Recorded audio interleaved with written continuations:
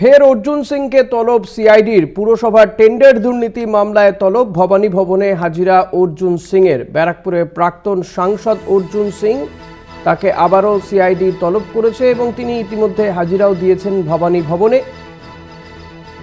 ভাটপাড়া পুরসভার চেয়ারম্যান থাকাকালীন টেন্ডার দুর্নীতি মামলাতে তাকে তলব করা হয়েছে। যদিও অর্জুন সিং বারবার বলেছেন যে প্রতিহিংসাবশত এই তাকে বারবার করে হ্যারাস করতে চাইছে সরকার। জাগৃতি সিনহা রয়েছেন আমার সঙ্গে টেলিফোনে। অর্জুন সিং তিনি যে আজকে ভবানী ভবনে হাজিরা দিয়েছেন, হাজিরা দেওয়ার আগে তার কোনো রিয়াকশন কি পাওয়া গেছে? একেবারেই তাকে টেন্ডার দুর্নীতির মামলায় ভাটপাড়া টেন্ডার দুর্নীতি মামলায় তাকে তলব করা হয়েছে। সিআইডি তলব করেছিল গত 12 তারিখ তাকে তলব করা হয়েছিল। তিনি 12 তারিখ হাইকোর্টে গিয়ে রক্ষা কাগজ নিয়েছিলেন।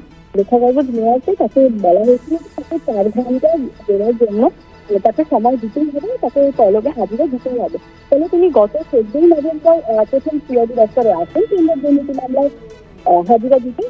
ঠিক 14 দিনের মাথায় আজকে আবারও তাকে টেন্ডার দুর্নীতি মামলায় 4 কোটি টাকার টেন্ডার দুর্নীতি মামলায় আজকে তাকে আবারও হাজিরা দেওয়ার কথা বলা হয়। তাকে তিনি হাজিরা দেওয়ার সময় ভিতরে যাওয়ার সময় তিনি এটা জানান যে তৃণমূল 2026 বিধানসভা নির্বাচনের পথ পরিষ্কার করার জন্যই বারবার এই রকম একটা অ্যালিগেশন তাদের বিরুদ্ধে আনছে, বেসিক্যালি বিজেপির বিরুদ্ধে আনছে বলেই তার অভিযোগ।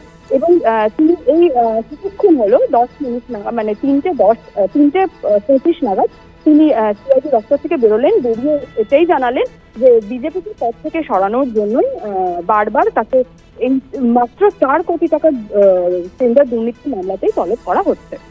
তাকে আবারও ভবিষ্যতে ডাকা হতে পারে বলে এমনটা সিআইডি জানিয়েছে বলে অর্জুন সিং নিজে জানাচ্ছেন। ধন্যবাদ জাগৃতি। অর্জুন সিং কি বলেছেন শুনবো।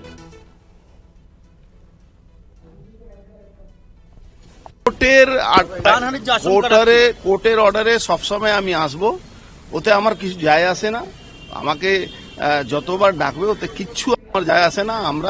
আমরা সৎপথে রাজনীতি করেছি। আর যে মানে একটা ফালতু এলিগেশন লাগিয়েছে 4 কোটি টাকা, এরা মূর্খ আছে। 4,000 কোটি টাকা বললে তাও একটা মান সম্মান ব্যাপার ছিল। মানে এই সিআইডি নিয়ে প্রশ্ন করছেন, এই নিজের অফিসারদেরকে ওই আইবাস ইলেকশন আছে, দেখুন 2-4 জন বলির পাঠা হবে।